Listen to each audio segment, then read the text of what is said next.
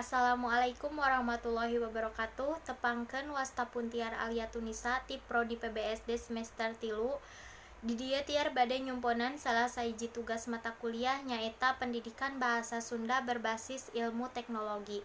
Anu materina nyaeta ngeunaan definisi fungsi sarta hardware komputer.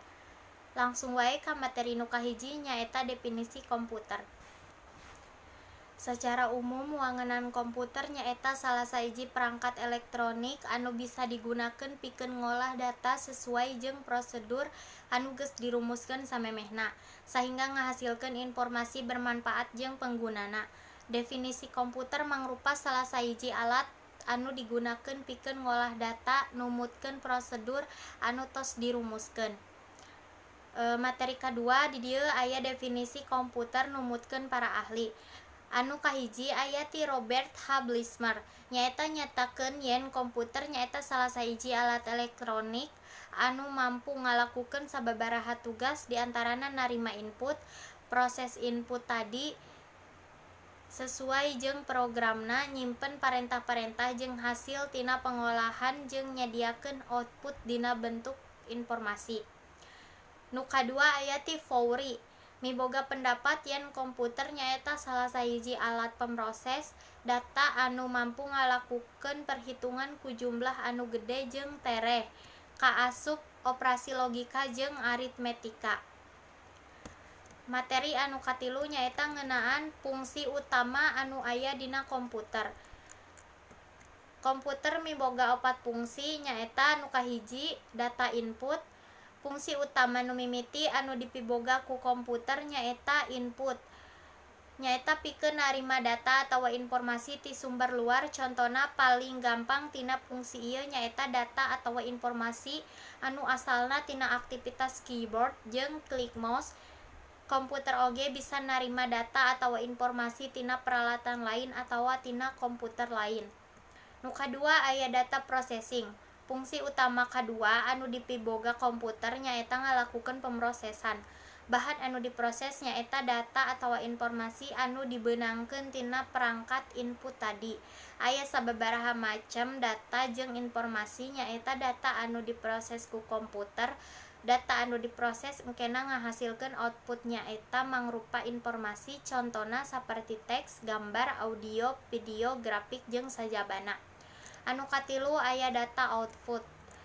Fungsi utama katilu anu dipiboga ku komputer nyaeta output. Nyaeta pikeun nampilkeun hasil tina salah sahiji proses data atawa informasi dina bentuk teks, gambar, atawa audio ka pengguna atawa perangkat lainna dumasar kabutuhan masing-masing. Contoh perangkat output anu sering dijumpai nyaeta monitor, printer, jeung speaker.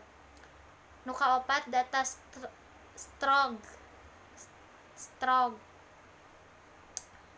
Fungsi utama terakhir anu dipiboga komputer nyaeta media atawa tempat pikeun nyimpen sarangkaian data atawa informasi.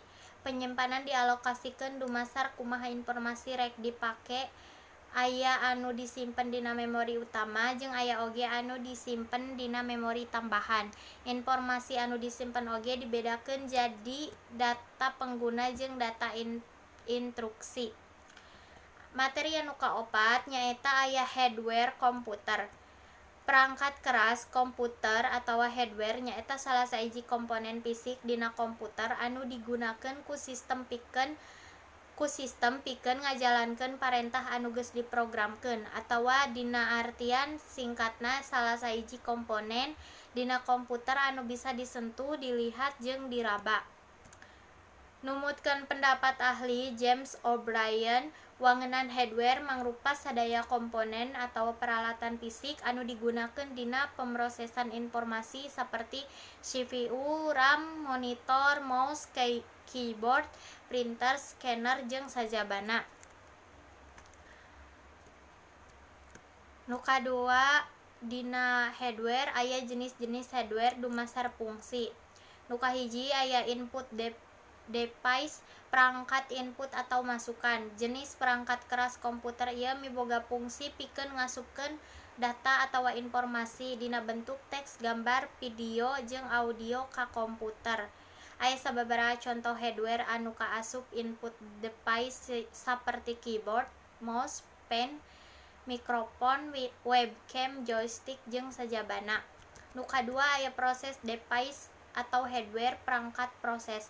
Sesuai ngaranna perangkat keras jeung proses drive miboga fungsi pikeun ngolah data jeung ngajalankeun proses dina sistem komputer. Contoh proses device nyaeta CPU, RAM, VGA, jeung sajabana. Nu katilu aya output device, perangkat output atawa keluaran. Anu katilu aya jenis hardware pikeun nyetak jeung nampilkeun informasi tina hasil input data. Pikeun data eta asalna ti hardware input sanggeus hardware proses. Contona speaker, monitor, jeung printer. Nu kaopat aya stroke device, perangkat pikeun nyimpen. Stroke device mangrupa perangkat keras komputer anu miboga fungsi pikeun media penyimpanan berguna pikeun nyimpen data-data komputer. Contona hard disk, floppy disk, CD atau DVD, jeung flash disk. Anu katilu dina hardware nyaeta aya macam-macam perangkat keras dina komputer.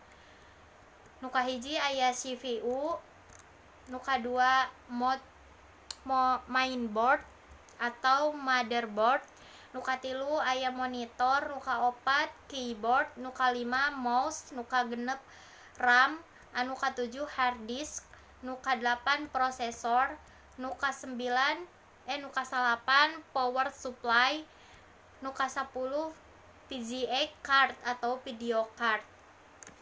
Panginten mung sakitu penjelasan materi ngeunaan definisi, fungsi, sarta hardware komputer titiar. Kirang langkungna nuhunkeun dihapunten, ditutup. Wabillahi taufiq wal hidayah. Wassalamualaikum warahmatullahi wabarakatuh.